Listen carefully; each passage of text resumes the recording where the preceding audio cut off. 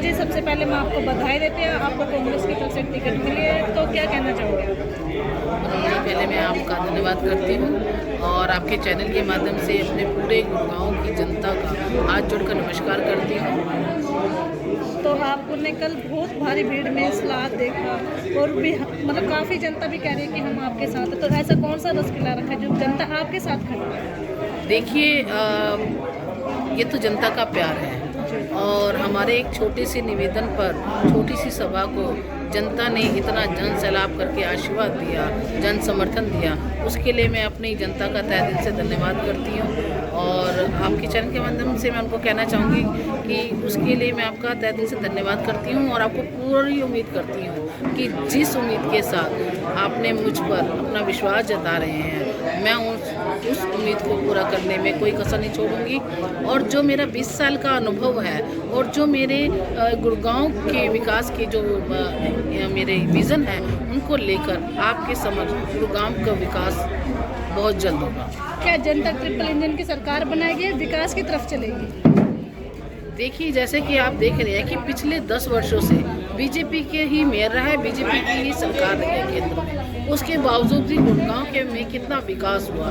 ये किस हिसाब से कहते हैं कि हम ट्रिपल इंजन की सरकार के साथ गुड़गांव का विकास करेंगे? अरे पिछले 2 बार से तो आप हमारे गुड़गांव का कितना विकास हुआ, कितना कार्य हुआ, जबकि रेवेन्यू में हमारे गुड़गांव सेकंड नंबर पर आता है। पहले पे मुंबई और सेकंड नंबर पे हमारा गुड़गांव होता है। उसके बावजूद भी हमारे यहाँ की जनता मूलभूत सुविधाओं के लिए तरस रही है। मैं तो ये कहना चाहूँगी अपनी जनता से, अगर जनता जल भराव चाहती है बारिशों के दिनों में, तो बेशक से बीजेपी की सरकार को वोट दें, और जल भराव से निजात चाहती है तो कांग्रेस पार्टी की मुझे सीमा पहुजा को अपना समर्थन और अपना वोट दें।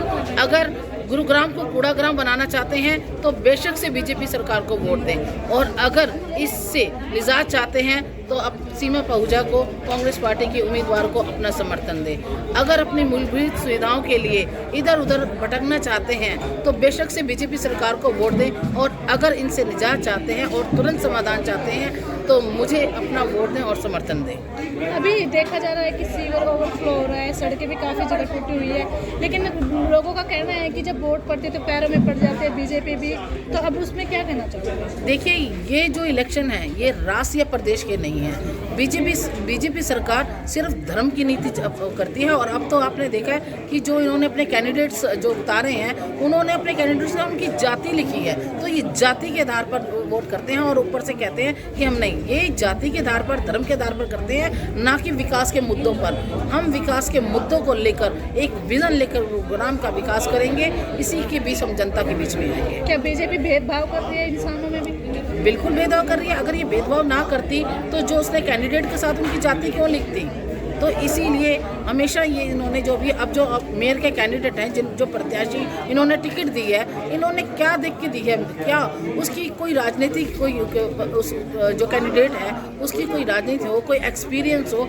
उनके पति अब मल्होत्रा जी हैं, वो आरएसएस के इतने पुराने कैंडिडेट वो है, कार्यकर्ता हैं, इसीलिए उन्होंने उस कार्यकर्ता का उनको जो है कि दिया है और टिकट दे दिया।